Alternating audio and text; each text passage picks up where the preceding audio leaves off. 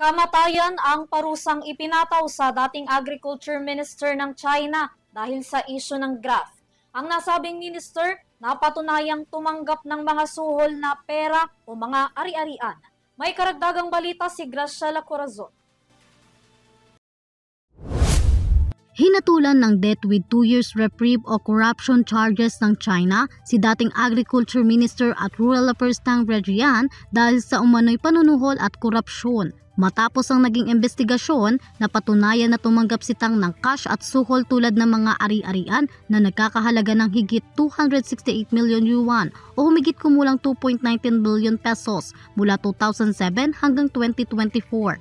Ayon sa Changchun Intermediate People's Court, ipinagpaliban ng 2 taon ng hatol na kamatayan kay Tang Reggian matapos siyang umamin sa kanyang mga nagawang krimen.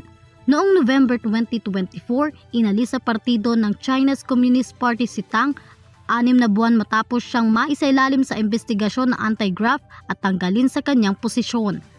Matatandaan na si Tang ang dating governor ng Northwestern Province ng Gansu. Nagsilbi rin siya bilang vice chairman ng Southern Autonomous Region, Guangxi, China. Hindi naman ito nalalayo sa kaparehong kaso na inihatol kay former Defense Minister Li Shangfu at Wei Fenghe, kung saan tinanggal si Li sa pwesto makalipas lamang ang 7 buwan ng kanyang panunungkulan at tinanggal rin ito sa Chinese Communist Parties dahil naman sa mga paglabag nito tulad ng suspected bribery. Ang death with reprieve ay parusang kamatayan na hindi agad ipinatutupad. Karaniwan, 2 taon ang reprieve o suspension ng hatol.